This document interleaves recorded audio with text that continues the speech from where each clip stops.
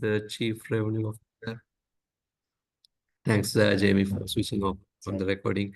So as you know, for some of these sessions, we have guest speakers from other organizations, from our partners, from the community, and some of the sessions are run by our internal team at Doers Circle. Sometimes I do speak and some of the other colleagues.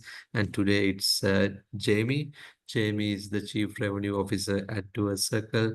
He's very closely associated with marketing and sales activities here, as well as uh, a background in sales and marketing in various companies, startups, tech companies across his career.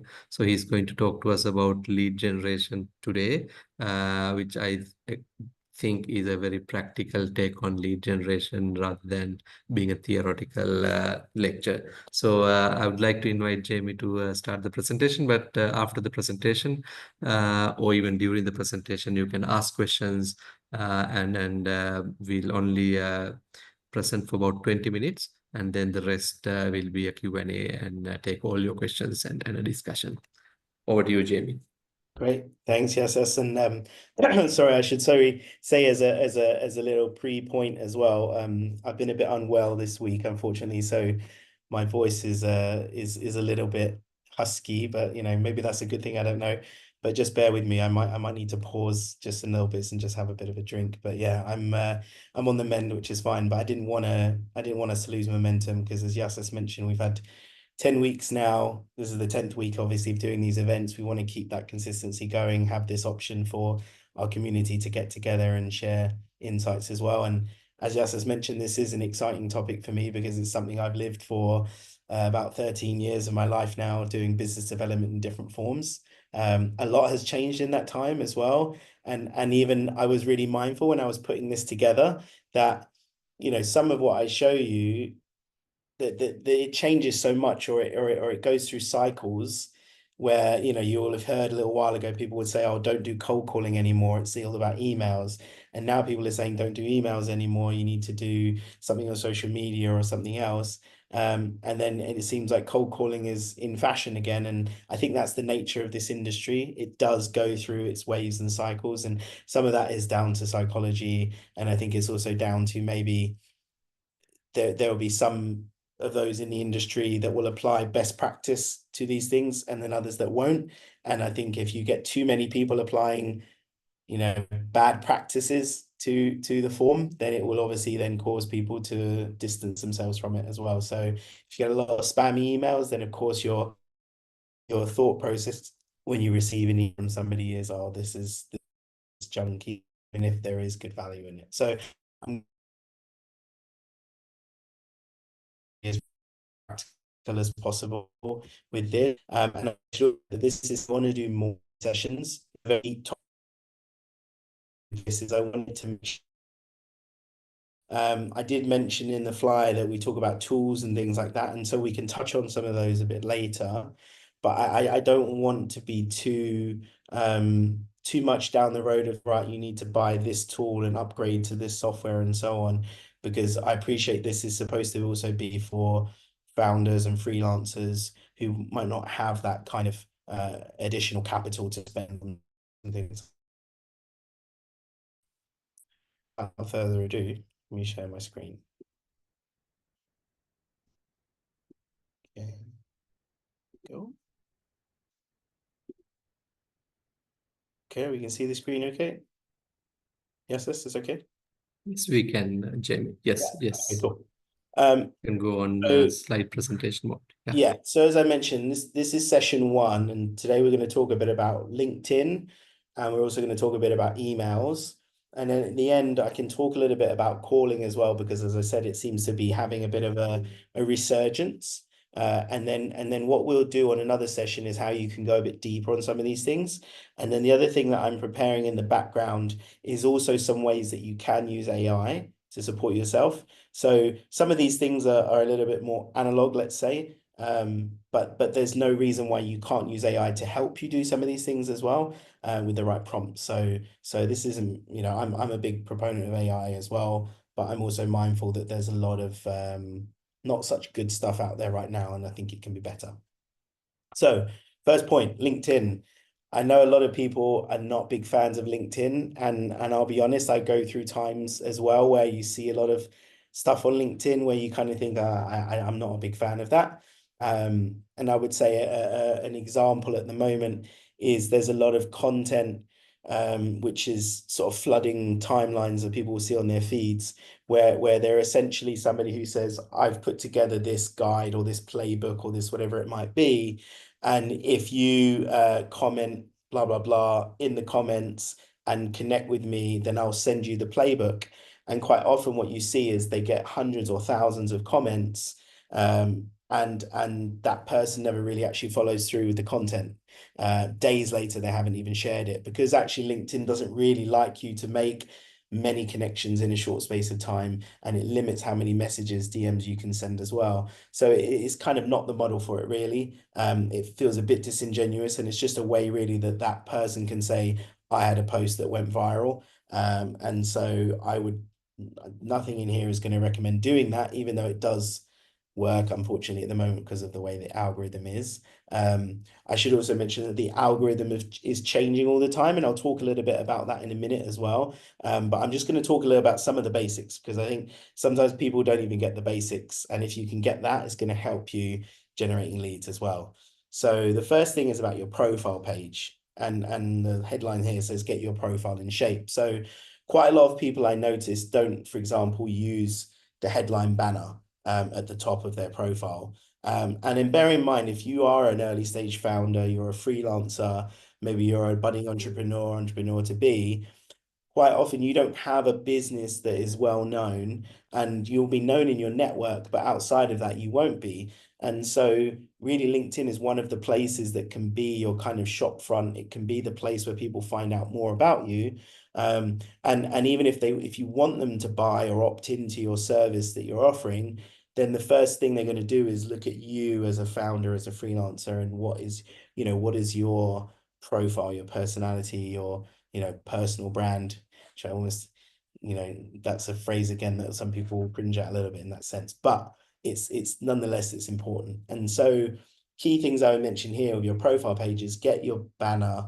I see a lot of people using banners maybe to just have like a sky of the Singapore buildings, for example. It looks nice, yeah, but it doesn't really do anything. It's not adding any value. And bearing in mind, the first thing that someone sees when they land on your profile is your header banner. It's the first thing at the top.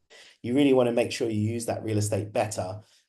So you can use it to sell a bit more of the value, but just bear in mind that when you do, you need to leave a bit of space on that left-hand side. You see where the profile image kind of cuts into it, because if you put any writing or imagery below that, it's going to get blocked off by the picture.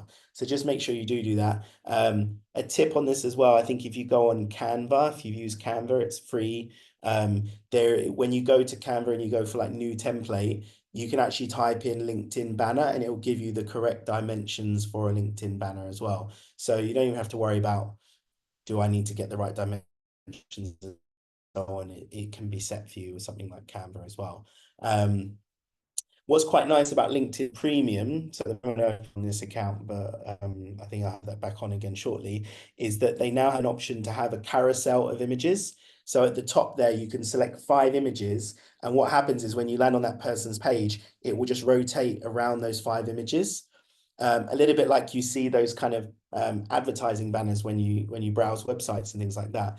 So it's kind of nice in the sense of that someone could land on your page. You could maybe have like 1 or 2 words as your banner, then it rotates to image 2, image 3, image 4, image 5. And so that way it's eye-catching, but it also you can get more value in a small space in that sense. So if you do have LinkedIn Premium, I would suggest you do that. If you go to the little pencil icon at the top there and click edit, it will give you the option. It will say upload slideshow, and then it will tell you to upload the 5 images maximum. You can do it with 2 or 3, and then you can have that appear as well. So if you've got premium, but again, I wanted to make sure in this session that we're doing, it's not about saying you have to have LinkedIn Premium, because actually you can still get a lot without LinkedIn Premium. And then the other point I mentioned here is about the sub headline. So you see my one says that empowering freelancers, founders, and small businesses. So it's talking about the value or the mission that we're trying to achieve at Doers Circle. You see a lot of people with headlines saying, I help blah, blah, blah, do blah, blah, blah. and it becomes very repetitive. It doesn't really help you stand out, and people will see that subheadline when they see a snippet of your profile as well. So it's really important if you can get that value in there sooner. So I would suggest not to use that particular structure because I don't think it's not unique enough, and you're just going to look the same against a bunch of other people's profiles. And then likewise, don't use your like job title or something. I see some people who put their job title in that subheadline. Your job title will be on your profile page connected to the company. So if you're a founder or freelance or whatever it will be written down there as well. So use that space wisely, in my opinion. Next page, featured posts. So this is a section when you scroll down a little bit, you've got your featured section. This again is something you should be updating quite regularly on your page, and use a mixture of different media as well, because it could be links to articles where you've spoken for another media entity. It might be your own page project updates, for example. It could be a video. It could even be one of your posts you've done, which has gained a lot of traction as well. And it's a way of almost pinning that post to your profile. But you want to make sure these are updated quite regularly, because if people visit your profile today and then they see a featured post from like 2 years ago, then they might be thinking, okay, has this person actually done anything in the last couple of years? And what are they doing now in that sense? So my suggestion is to update this part regularly. And it's a really useful way. And I think, if I'm not mistaken, again, with LinkedIn Premium, they push that featured section right up as well. At the moment, it's probably about midway through the page, but with Premium, it goes up higher than that. So you can really have that as your second step in terms of profile information.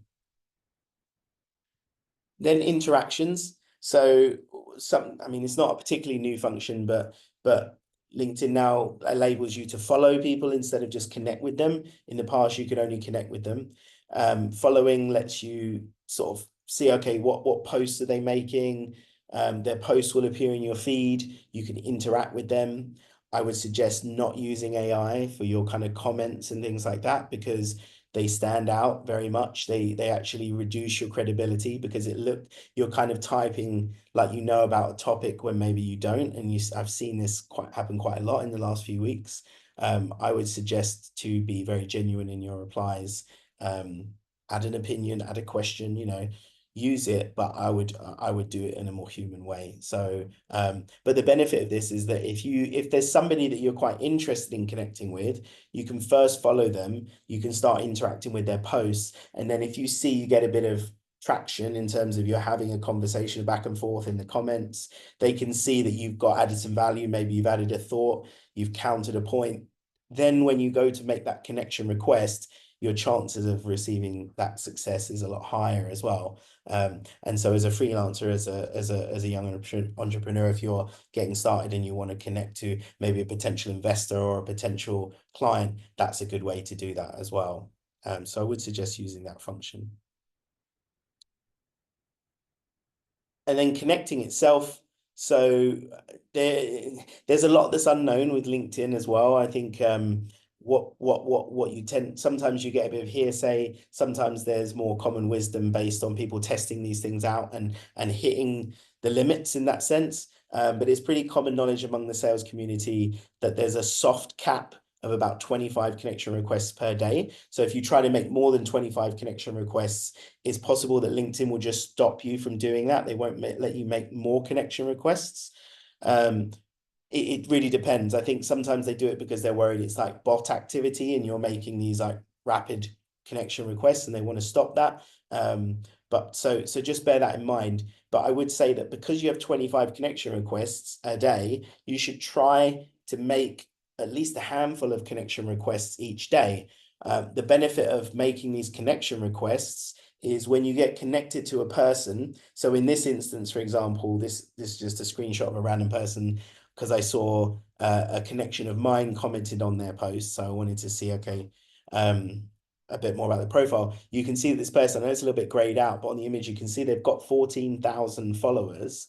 And they post a lot about VC things and stuff like that and angel investment. So if we were to connect in theory, and then I did a post that they interacted with, like they comment on or something like that, then what would actually happen is a lot of their followers would see my post in their feed because they're a connection of mine, because they follow Jason in this instance. So it would say like Jason commented on this post. And so the benefit you get by connecting with more people is you get this like further and further reach of what you post on your own profile, and it doesn't cost you anything other than the time of going to those connections. So you can use that as a really good way to get more interest, maybe in a product you're launching, or if you're trying to connect about the value you offer as well. So do that. Um, of course, when you do connect to strangers in that sense, then what will help you is if you have a mutual connection. So if somebody knows you, if you've got like, I mean, sometimes you can have 10, 20 mutual connections, there's a much higher chance that they're going to accept that request because they think, oh, okay, this person knows the same sort of circles as I do. But you would be interested to find what I've found from experience, and I've been testing this over the last couple of years in particular, is that when you send a connection request, I would actually recommend that you send without a note. Don't add a note, because if you add a note, quite often that also looks like automated systems. Whereas if you send without a note, I've found my chances of connection are much higher. The only exception I would say on that is if you add a note, it's got to be very specific and relevant. So say, for example, I met this Jason guy at an event last week, for example, maybe it was like a VC founders event, and I could add in the note, oh, lovely to meet you at the VC founders event last week.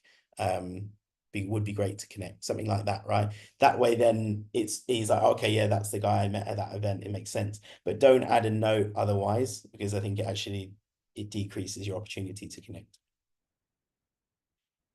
Now, post connection, this is a big thing, and I'm sure everyone has experienced this in some shape or form on LinkedIn, which is a big reason why I think a lot of people dislike LinkedIn as an experience, is that quite often you connect with somebody and the first thing you get is what's called a pitch slap in the industry. So a pitch slap is essentially where someone hits you with a sales message immediately after connecting. And I think it makes a lot of people hesitant to connect in the first place because they think, is this person just going to hit me with a pitch? And I'll be honest, I get that sometimes with certain industries that I'm hesitant to connect with as well because I've had some negative experiences. I highly recommend you do not do this because you will lose your credibility, and likelihood is they might even just block you straight off the bat.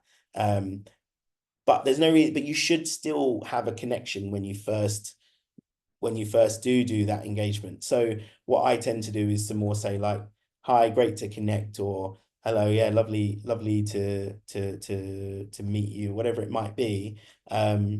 Maybe start with something a bit softer as well. You just really don't start off by going, hi, yeah, I'm connecting with you because I really want you to look at my portfolio, or I've got this product that I think you'd be interested in, and you start just like launching into your pitch.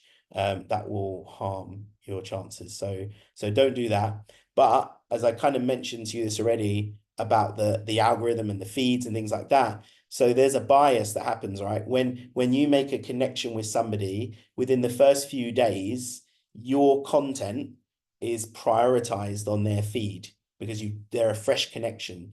So the algorithm assumes that you've just connected to this person, you're interested in what they've got to say. So a post that you do will appear, even posts actually from weeks ago will sometimes appear on their feeds as well, because they've just connected to you. So the benefit of that is that you make a connection, you say something warm just to show that you're not a robot and you're not trying to pitch them immediately, but then you're regularly posting your content on your own feed, and therefore they will see that in their feed because the algorithm will push it into it in that sense. So that's a much better way of building that relationship with a potential prospect, because then they're going to think, okay, well, this is the value this person has to add as well. So that's the way I'd recommend that you do it in that order, and that's going to build your credibility over the long term. And this is definitely a long-term thing as well. I know like maybe in the early bits talking about lead gen, like there's things that we want right now, but there's also things that you need to build over time, and building your network, your credibility, the value you have to offer, building that ability to get word of mouth. That's what you can do with LinkedIn as well. And yes, it might not give you an instant win, but it can get you a lot closer over time as well. And so one thing that people don't probably realize is that there's a native video function within LinkedIn as well. And I do recommend that you explore this. I know some people are not so comfortable doing that because people, it's like the same thing. People don't like leaving voicemails and things like that. But the nice thing about sending video messages on LinkedIn is that it's inside the app. So you're not linking somebody to a video outside. And there are tools like Loom and things like that you can use to do videos. And I do recommend you try them. But when you send a video inside the app, it's accessible, it's interactive.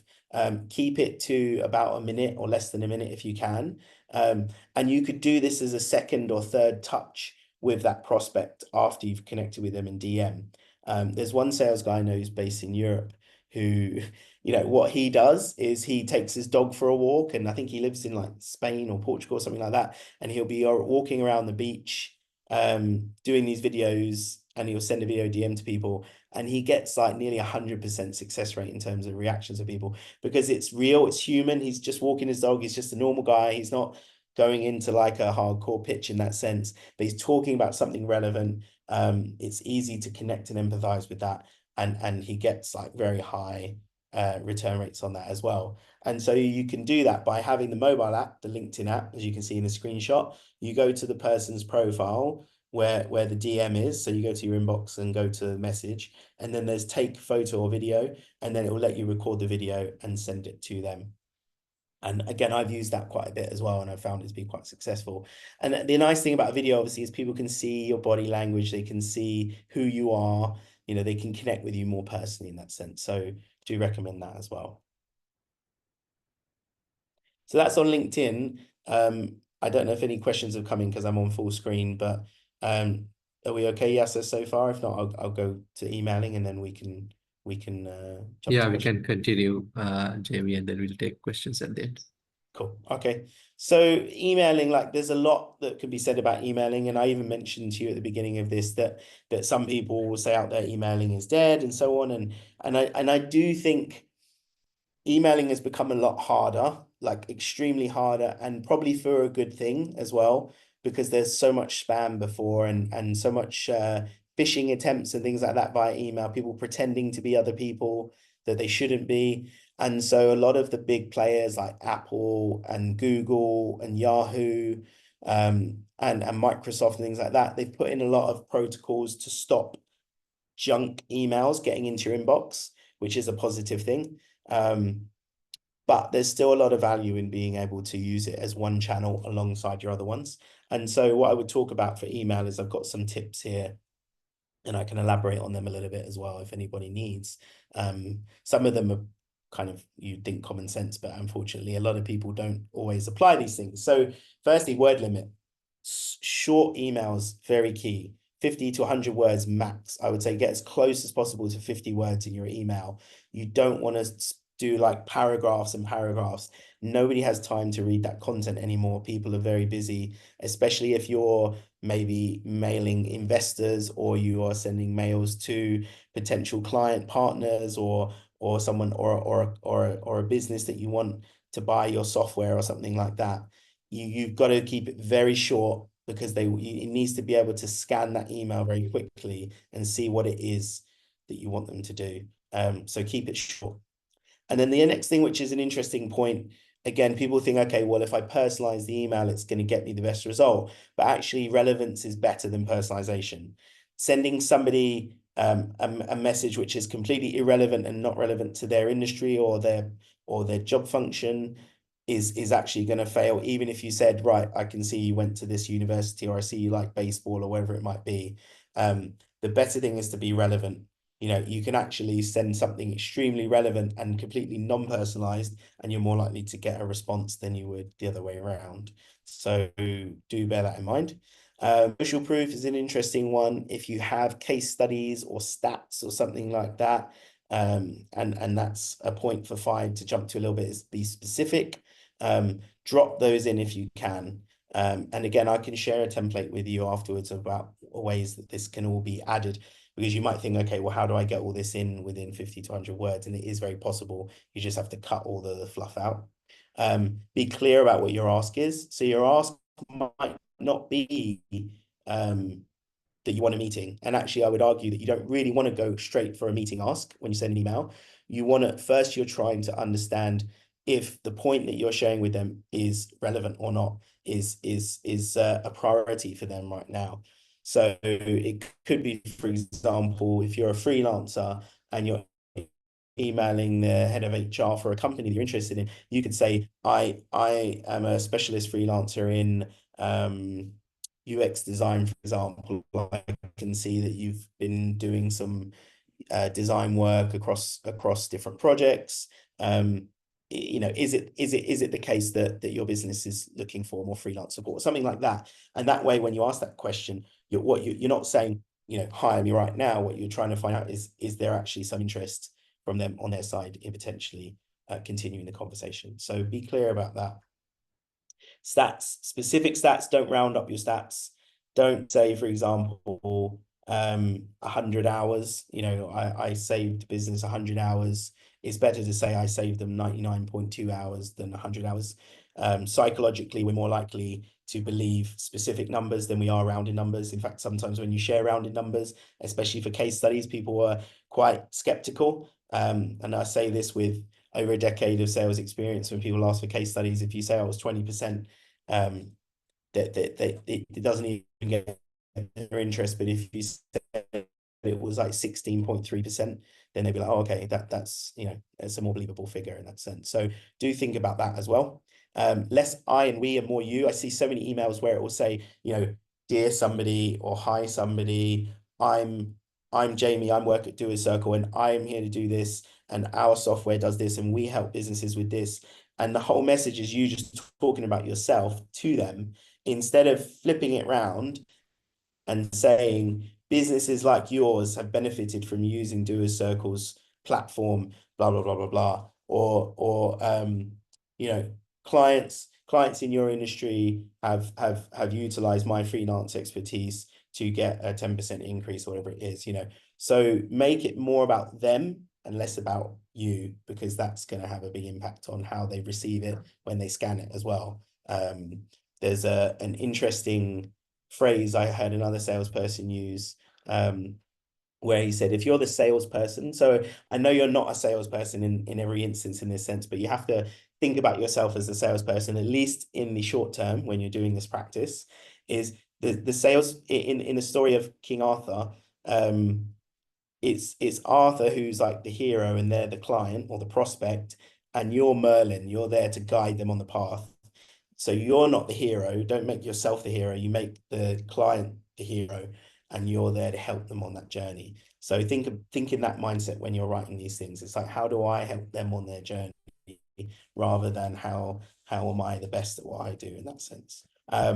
Seventh point, don't give up. So I didn't get the time yet to pull a stat in here, but I will dig one out as well. As far as I'm aware from the recent statistics, it takes about 7 to 8 touches before you generate a meeting on average these days, which is scarily high. And that doesn't mean 7 to 8 emails. That means like an email, a LinkedIn request, a DM, maybe a WhatsApp note, maybe even a direct mailer or something like that, a call. There are lots of different channels you can use, and you should try to use all of them. But the point there is that when you send somebody an email, some of these bigger clients in particular, they're getting 50 to 100 emails a day. It's a lot of it is junk.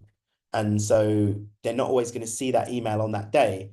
But if you send another follow-up, there's a chance that they might see that one afterwards. So that's not me saying to you, send 7 emails to people. What I'm saying to you is, don't just think if the first email doesn't land, that's the end of it. Because actually there's a lot more you could potentially get. You have to be resilient in that sense, really, because otherwise you're going to miss out on opportunities. But if you can use email alongside the other channels, it goes a lot faster. So for example, I know I have to summarize this because I know we're also hitting about the time where we want to open up for questions and open discussion as well. But think about an email as a prompt point for something else you did. So say, for example, what I've done before is if I sent an email with the core message or the core ask in it, I could then send them a LinkedIn DM at the same time, and I could say, hi, person, prospect, whatever it might be,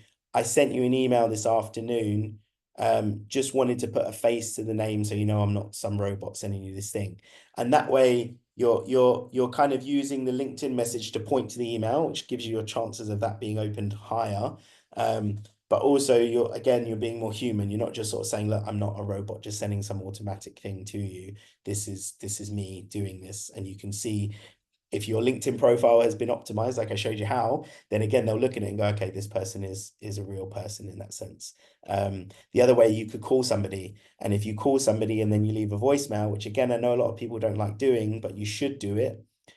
In the voicemail, you could say, hey, sorry, I missed you or something like that on this call. I'll pop you an email note regarding what I was going to talk about. And that way they see the missed call, they maybe listen to the voicemail. I've had this happen a lot. They then come back to your email because you've said in your voicemail that you're going to email them. And so again, you build that connection through the different channels you're doing. So this is where I say, like, don't give up and don't just use one channel, use them all to guide each other. That way you're going to get the best result. And then whatever you do when you send stuff, try to add value. That doesn't necessarily mean you have to give case studies and things like that. But if your business or whatever you're doing suddenly has learned something new or something about the industry, or you've done a survey of members or whatever it might be, then keep trying to give that without expecting anything back.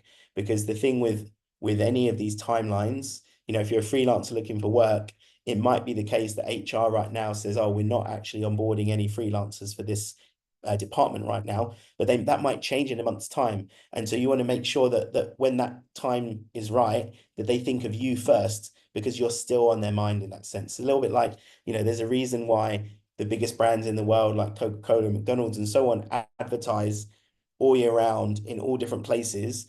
It's not because people don't know who they are, it's because they want you in their mind. Or sorry, they want you to think about their brand in their mind, sorry, when you're hungry, right? Or when you're thirsty or something in that instance. So it's the same thing with the way that you use your LinkedIn, the way you use your email calls and so on, so you can stay in their mind. And that's it for this session. So I'm on another session, what I can show you, there is another tool of LinkedIn called LinkedIn Sales Navigator. It is quite a powerful tool. It costs something around about $100 or so a month. So it's not something that's accessible to everybody, but you can use it in some ways to help filter your audiences a little bit more. It gets you a bit more than LinkedIn. I can show you, we can do a session on that. We can do a session a bit more on calling as well. What some of the other things we can do some on some AI prompts as well, because I said I'm going to put a prompt together based on these email tips that you could use.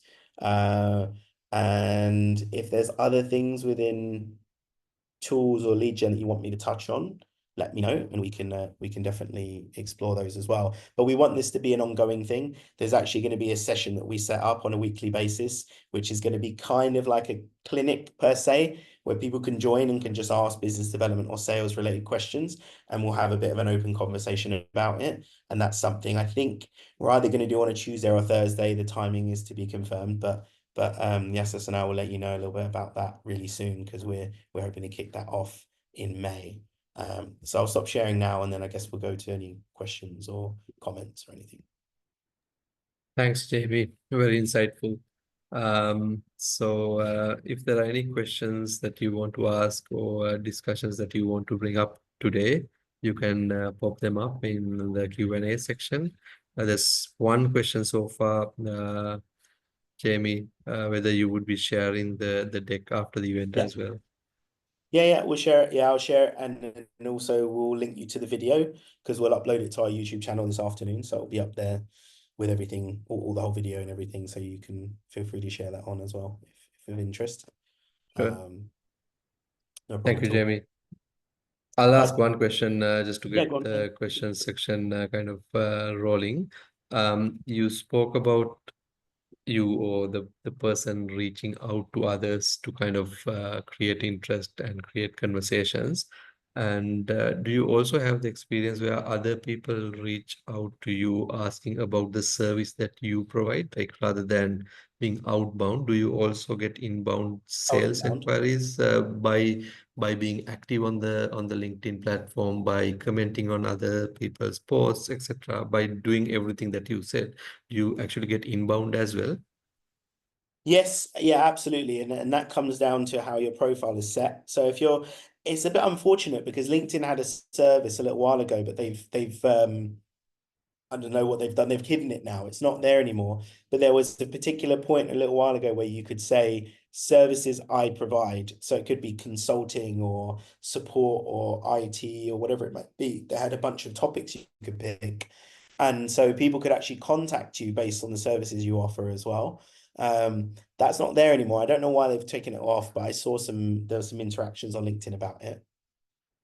However, even if that's not there, if you're interacting on other people's posts around the topic, so I would say maybe I didn't put this in the LinkedIn bit, but I would say like when you do your posts, and actually I should have put this bit in, actually I meant to, sorry. There's again, there's no hard and fast rule, but I would recommend that when you do your posting on LinkedIn, if you try to follow a format of like 3 to 1, and 3 of those posts are more kind of personal, low like salesy in that sense, like you're not direct sales, something around a topic, something of value, and then your fourth post of that 3 is more of a, are you interested in kind of, speaking further on this topic? DM me and let's talk, or whatever it might be. And then you go back to that format where it's like 3 and then 1. That's a good way for you to build the personal side, the people we interact with, but you're also showing them a bit more about what you can offer as well. And so, yeah, you can definitely generate inbound that way. Of course, obviously, if someone goes on your LinkedIn, then they can also navigate to your website, your portfolio, where you're based in that sense as well. Yeah, I'm trying to think if there's anything else I would add on top of that. Um, Naturally, if you're doing more of this outreach, it does equal inbound things as well because you get word of mouth.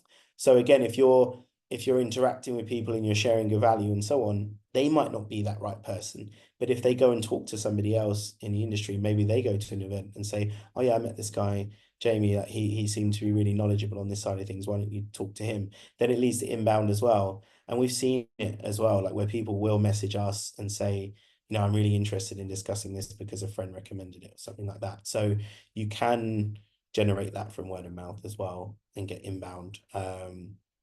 Yeah, you can do LinkedIn advertising. Again, these are things that cost. So I was trying to avoid touching on too many things that would be like additional costs, but you can also target certain industries, regions, titles with LinkedIn ads, and that can also give you inbound opportunities too. But I would say like first thing is just get your profile right, get regularly posting because a lot of people don't post. And think about if you're a founder and you're not posting, how are they going to know about your business? Because you're the only person right there at that moment, right? No one's going to know about your business unless you talk about it, and you've got to be living it as well. And so I mean, it depends on how comfortable you are, but I've seen some people who are literally building in public in that sense. So they're sharing all the wins and the losses, they're sharing the numbers, how much they raise from investments and so on. That could be too much for some, and I'd understand that. But you can still give a very like high level building in public without having to share all of the warts and everything as well, to get people's interest. So yeah, hopefully that answers that question a bit. Thank you, Jamie. It does. One more question. You spoke about multiple touch points, like rather than just having emailing, also Mm. do a couple of other things as well. So, as a process, Jamie, what would you recommend? So, someone should first build the list of targets and then work off that target list. So, there's a mass email to that group. Then there's LinkedIn outreach to that group. If there's a possibility of getting WhatsApp numbers of that group, do WhatsApp outreach. So basically, we are looking at a first list of targets and then working off that rather than just spreading emails everywhere kind of thing. I'm just Yeah, trying no, to develop a process for our founders and freelancers so that they can implement this in their businesses? No, that's a good point. That's a good question as well, like thinking about how to order it. Um, I think from my point of view, again, like, I should also add a caveat here that I've not founded my own business in that sense. So I try to think about it in that mindset, but I'm realistic enough to know that there are a lot of things that founders have to focus on in the early stages. Um, but I would say what I just came back to a minute ago, which is that nobody knows about you or your business until you're able to promote that outwards in that sense. And so I would say as a first step, get your profile in order. If you don't have your website already, obviously if you built your website and your portfolio, obviously they those two things can come hand in hand. And then get in the habit of posting. If you can do it once a day, that's great. If you do it once every other day, that's fine as well. I would say at bare minimum do once a week with your posting, because I appreciate that you might not always have a million things to share. But again, you can use AI to help you do some of these posts. I would just go through it once, whatever's generated with the AI, look through it and rewrite bits of it. Make sure it's how you would say it, because if it sounds all completely AI generated and it's full of emojis and things like that, then again, like it doesn't have as much weight to it in that sense compared to if it's written by yourself. So I appreciate that time is of a premium. So I would start with that. Then I would move into things like doing email outreach, and you can also use other tools. Again, I know we mentioned about tools. So there's one tool that we use internally, which is called Apollo, Apollo. That's what's called a sales enablement platform, or an SEP, and they enable you to find contacts at different industries and titles and things like that. And then you can also run email sequences. So sequence would be like multiple steps of an email inside of them. Alternatively, you might look at a tool like Zoom Info. There's one I used to use at a previous company called Seamless.ai. They're all pretty similar. They're all basically scraping the internet for contact information. So you can use. I think it was actually mentioned in last week's session about scraping tools and things like that, and there was a question about whether it was legal or not in that sense. So I don't think LinkedIn is a big fan of them in that sense. I don't think, but then LinkedIn isn't really offering any other alternative right now in that sense either. So I think these tools will exist so long as there isn't another alternative to add to them. But the thing to bear in mind is, from my experience of the last 10 years in particular of working in Asian businesses directly, trying to approach, say, like Japanese, Chinese companies, Vietnamese companies, and so on, is that you're going to find that naming conventions are not always going to work with these email scraping tools, because somebody who has a Chinese name, for example, is not necessarily going to pull in, maybe if they have like 3 names in that sense, it's not always going to pull that in for the email address. So that's just a thing to bear in mind with these tools. But definitely use a tool, get your emails. I wouldn't buy databases and things like that. You hear people say, "I'll buy this database." There's a good chance that it's not very good quality, and it can result in your domain, your email domain, getting a really bad reputation. When you do start your emails, limit your emails to maximum 50 emails a day. Don't send any more than 50 emails. If anything, start a bit smaller, because if you send more than 50 emails, there's a good chance again that the big email providers like the Yahoos, Gmails, things like that, they're going to actually block your domain, and you're going to get straight into spam. So you want to send less than 50 emails per day. And then there's a really cool tool out there called Smart Lead. And Smart Lead, I think that costs about $100 a month or $90 a month or something like that. That tool will let you create multiple emails by domain, like different domains in that sense. So in theory, if you can only send 50 emails from one, then you could send 50 from another, 50 from another, and so on. And so the point there is that you could easily send, like, say, 500 or 1,000 emails out a day. Again, this is for much larger scale sales operations. I'm not saying everyone's going to want to do that, but the point there is that you can use these tools to protect your domain, because you want to make sure that your main domain, so for us, we do is .com, make sure that domain health is. At the same time you start emails, I would also recommend putting some calls in. So hopefully that helps in terms of the steps. So get your profile ready alongside your portfolio, your website, then start your email outreach, and then put a bit of calling in there. And really you want to do that before you even do other ads and stuff as well, because I think otherwise you're going to spend a lot of money on ads when actually, you first need to build your reputation a bit. Thanks, Jamie. We have a question here, and I think you spoke about the length of an email. This goes a little further. People say it's better to keep outreach short, but how short is optimal for a LinkedIn message versus an email? Hey, Ange, yeah, good question. You probably know the answer to this anyway, you're asking me. But I would say, oof, I think there are similar principles to it. The difference being, I guess, is if you send a LinkedIn DM, it's an inbox of one in that sense, right? When you send a DM to somebody, you're not fighting against 100 other people sending a message in that same space.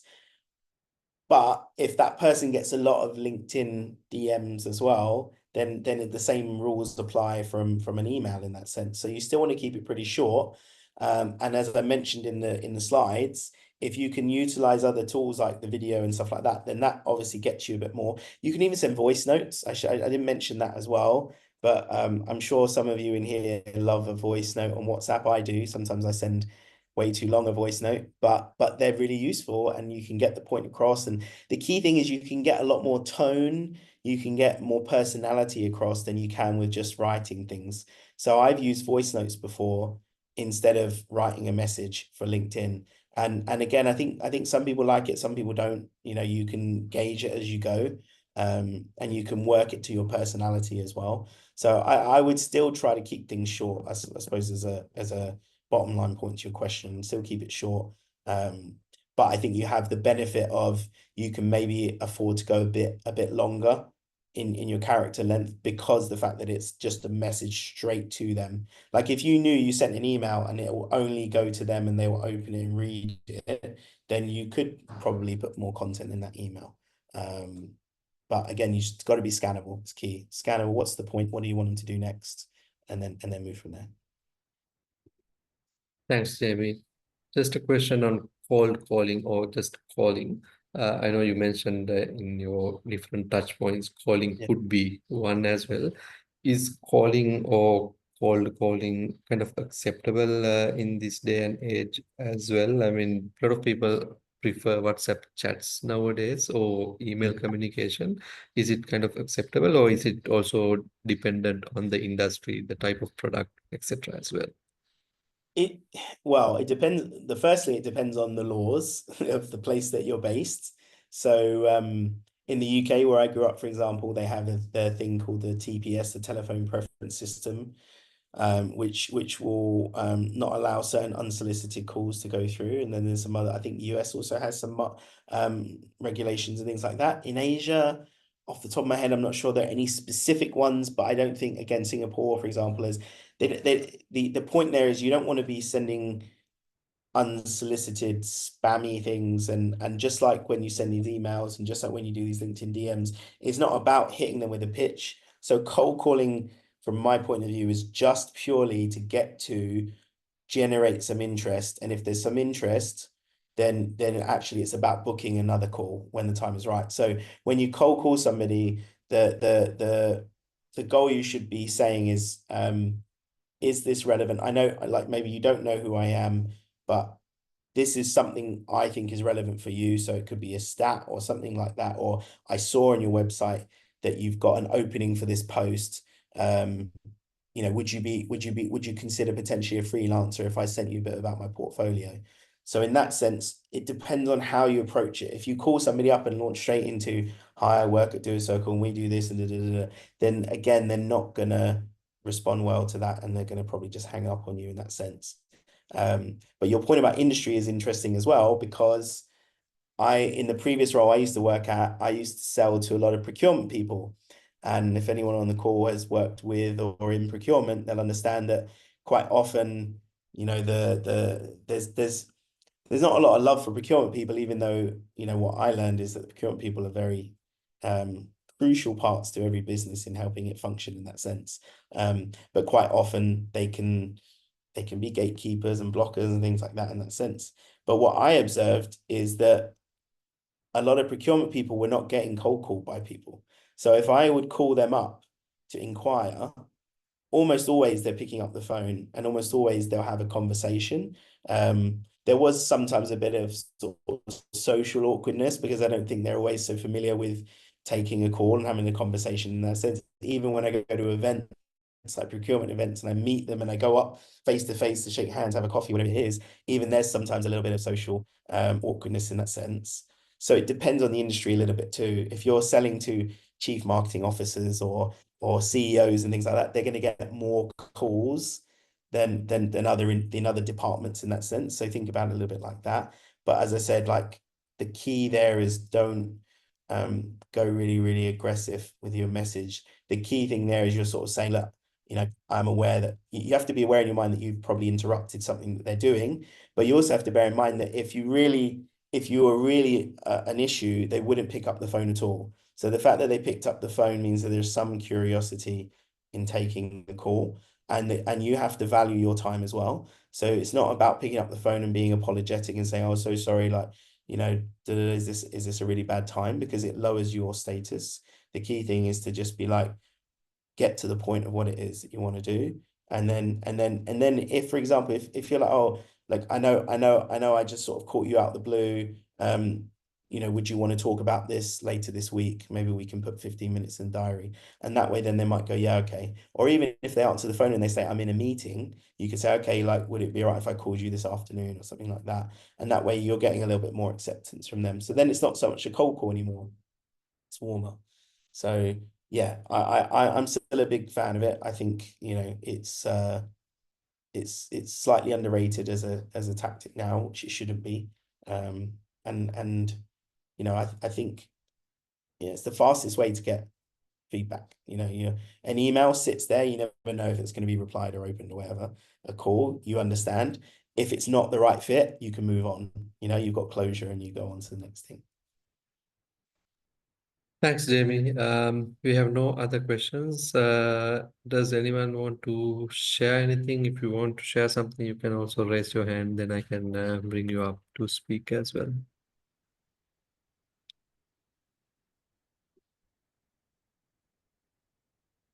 I don't see any raising of hands. So then maybe, Jamie, you've done your job. Very good Yeah. insights, very good discussion as well. Thank you everyone for joining in today as well. There are some of you who are kind of regulars and some joined today and some joined for certain sessions as well. So thank you very much for being part of the community. And then we will have the next session next Wednesday. But I also wanted to let you know that we are changing the time a bit. This used to be 3 p.m. like today, 3 p.m. Singapore time. We are changing time from next week, Wednesday, to 4:30 p.m. Singapore time, just 1.5 hours later than today. This is just because we wanted to cover some of the other regions as well, because we got feedback from Europe and mainly Europe that they would like a little later time. So we are shifting the time to be 4:30 p.m. Singapore time.